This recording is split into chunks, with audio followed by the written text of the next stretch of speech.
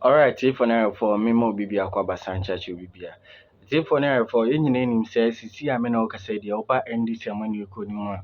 Enyoma ba akwa sisi e trendy ye pa ene se the obetu franka edi ama NDC amani ko no right now asisi a John Dramani mam every picture ni mu a say ne last time and wo twa no.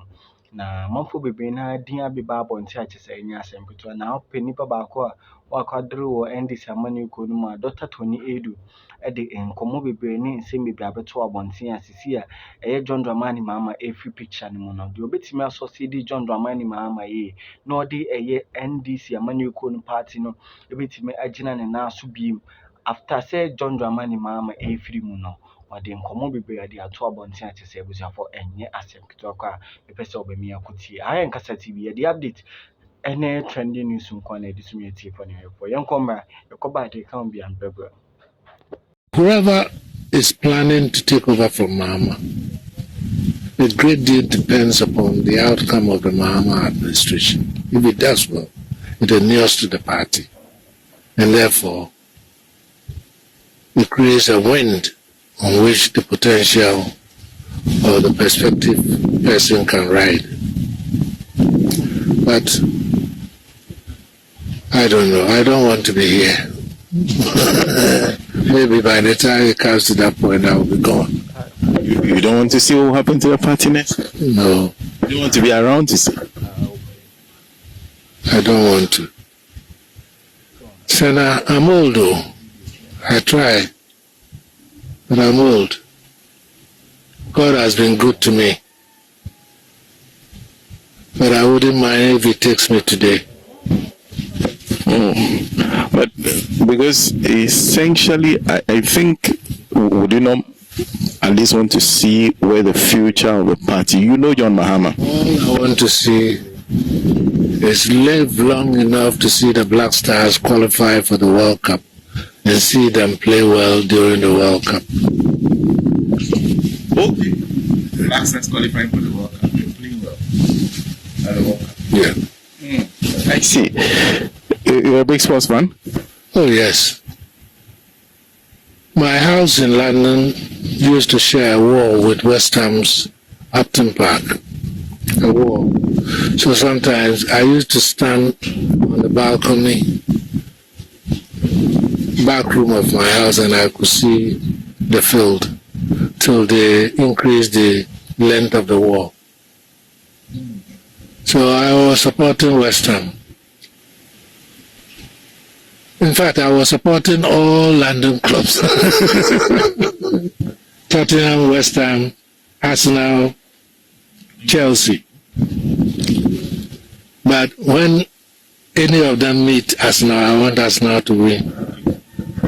But apart from that, any team that comes to London to play, I want the London club to win.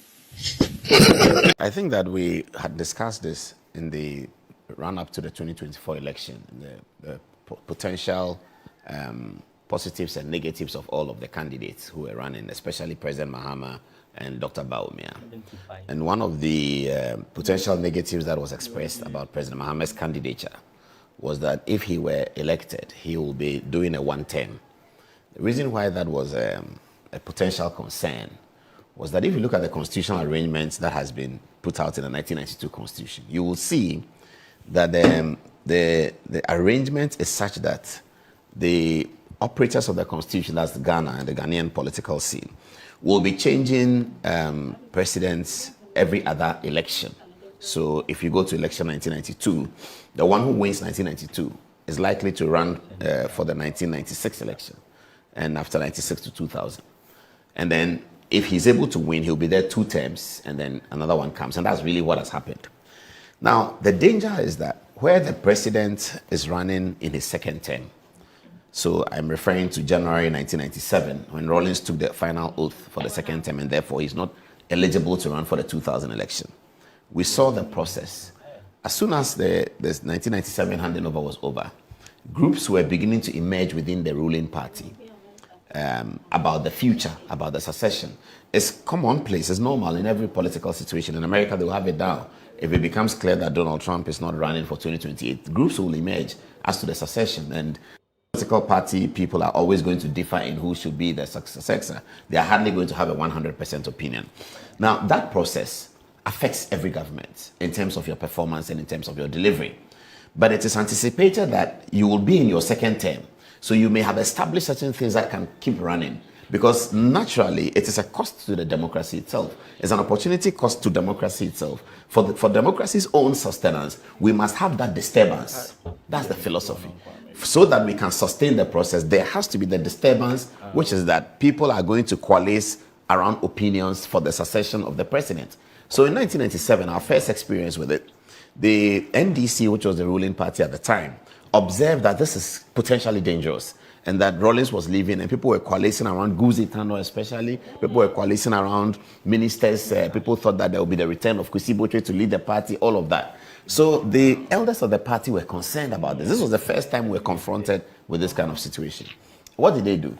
They decided to go to Flight Lieutenant Rawlings and urge him to end the conversation by declaring, and he was the supreme leader of the party in terms of the founding it and all that, so he had a very powerful voice, to end the process by declaring that Professor Mills was going to be the running mate. Now, he did this as early as 1998, 2 whole years before the election. You're talking about the Swedru Declaration. The Swedru Declaration. Now, once he made that declaration, the matter ended. And then we went into 2000 elections. NDC didn't win.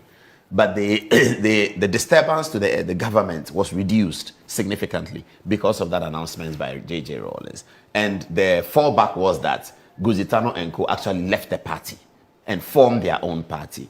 And that affected the NDC in the year 2000 elections.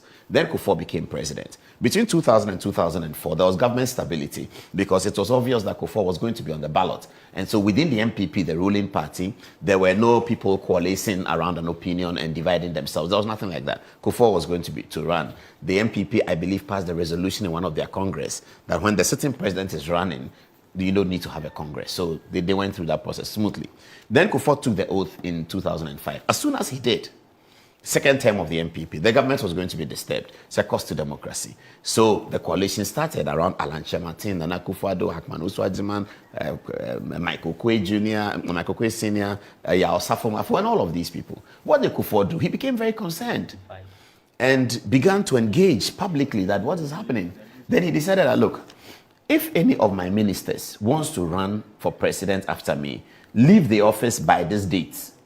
And then you saw a mass resignation. The first time we've had it, and we've never had it before, a mass resignation of about 12 to 14 ministers on one day, because this was going to disturb the government. Now, this kind of disturbance... And that's where the popular don't speak ahead of time statement came from. The democratic arrangement. This disturbance supposed to occur every other election. Yeah. And so we went through it in 97, then we go through it again in 2008. And then came Professor Mills. So Professor Mills ran, and he was going to run for another term when he won in 2009. So there was no disturbance of the first term, which is usual, and the government was stable. And then President Mahama came in. President Mahama came in, and then he was also running for 2016. So there was fairly stability within the context of the government. There were some small concerns, but it was fairly stable. Akufo-Addo comes in, and then he runs up to 2020. So between 2020 and 2024, we have had that kind of disturbance where after Akufo-Addo took the oath, there was a concern about the MPP stability. Alan Martin was running, the vice president is running.